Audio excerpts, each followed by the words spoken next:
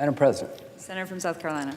Thank you. Well, we're now on the debating the nomination of Mr. Barr to be the Attorney General. All I can say is that if America ever needed a steady hand at the Department of Justice, it is now. Mr. Whitaker has done a good job as interim Attorney General, but we're looking for a new person to bring stability, improve morale, and be a steady hand, mature leadership at a time when our country is very much divided. I told President Trump when he mentioned Mr. Barr to me as a potential nominee, I said, the other names are impressive, but Mr. Barr stands out head and shoulders above the others. And if you knew who the others were, that's saying a lot. Why do I believe that? The best indication of what Mr. Barr will do as Attorney General in the future is what he's done in the past. He's actually been Attorney General before.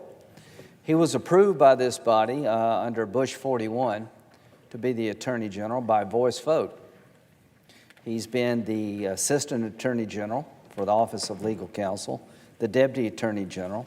He's been the Chief Lawyer for the CIA. And all of these jobs, he was confirmed by the Senate by voice vote. In other words, he was so well qualified, nobody felt the need to vote. Yes, he's a fine man. Let's go ahead and confirm him by voice vote.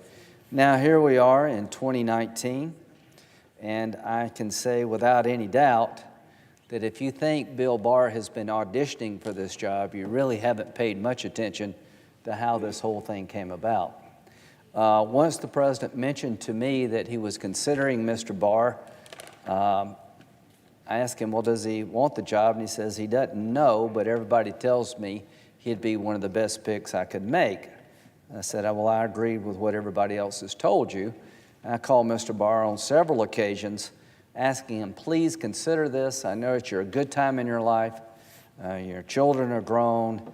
You've made it. You've got a good job. You've got a stellar reputation. And you've done the work of several lifetimes.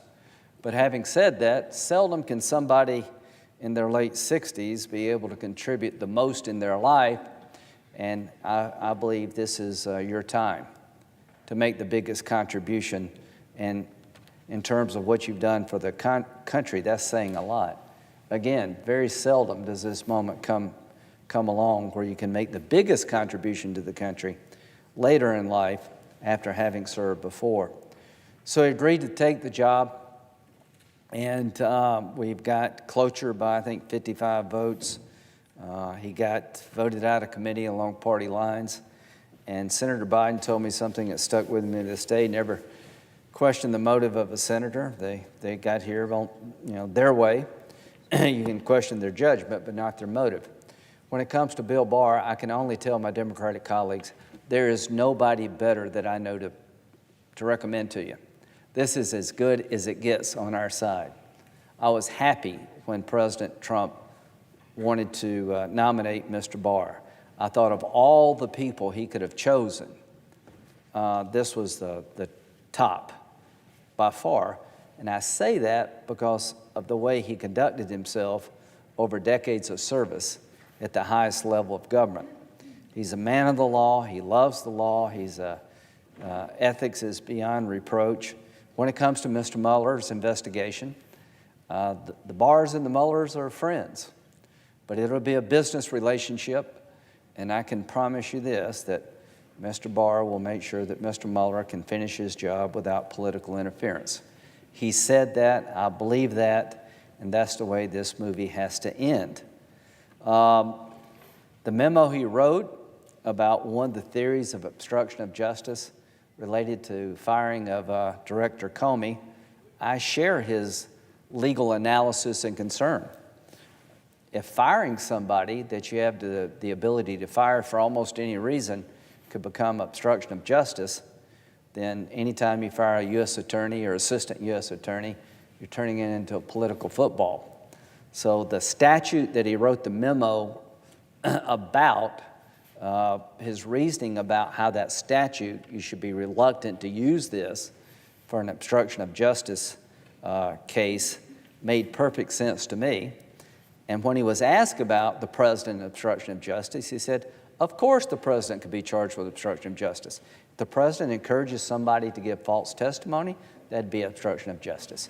If they try to hide evidence from the court or the Congress, that would be obstruction of justice. The question was, could you bring a case based on firing somebody who's a political appointee? And he had great reservations about that, but he acknowledged that the president is not above the law, and to suggest otherwise is really not listening to what he had to say. You wanting an outcome rather than listening to what he had to say. About sharing the Mueller report with the country at large, there's a regulation on point that basically requires Mr. Mueller to report to the chairman and ranking member of the judiciary of the House and Senate about the report. He has discretion to withhold information that he believes is that should be classified. He has to tell us, the chairman and the ranking member, whether or not he disagreed with Mr. Mueller's decision in any fashion. In other words, if Mueller wanted to bring a charge or make an accusation and Barr said no, under the regulation, he'd have to tell us that he actually disagreed with Mr. Mueller and why. As to how much he will release, we'll know when he gets the report, but here's what I do believe, that he's going to err on the side of transparency. I'm not going to take his discretion away from him. I trust him to make a good decision, and him promising us to release the report before he gets it is probably a bridge too far for anybody wanting the job to make a bargain with a senator just to get the job, that I will turn this report over even before I see it, is probably not the right answer. And here's what Mr. Barr said that really stuck with me. I'm not making bargains with editorial writers, with pundits, or with elected political leaders that I don't feel are right for the department. I don't want the job that much. I don't need the job in terms of building a career. I've had a great career. I'm doing this because I think I can provide some leadership at a time we need some. So we'll have a vote here probably tomorrow. He's soon going to be Attorney General. And I can tell all of my Democratic colleagues, I cannot think of a better person to do this job at this time in our nation's history. I know he will be devoted to following the law as the law is written. I know he'll be fair to the president, but he'll pick the rule of law over anything or anybody, including the Senate or the president, and that he will be a shot in the arm for a department who needs a morale lift. That he's going to look at the abuses inside of the department.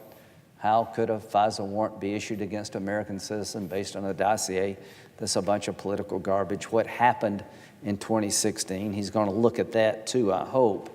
But when it comes to Mr. Mueller will be allowed to do his job, and there'll come a day when his report is completed. And I'm confident that Mr. Barr will share it with the public to the fullest extent possible. And I have every confidence he will. So to the people who are working at the Department of Justice, in a day or two, you're going to have a new leader. I think you should be excited about the reforms that will be coming. I think you should be excited about working for this good man. He's dedicated his life to your causes, a Department of Justice that is impartial, that goes after the bad guys and makes sure that the policies that are in place build up the country. I think Mr. Barr represents that way of doing business in Washington that's sort of been lost. He's a handshake, phone call kind of guy. He's been up here for a very, very long time.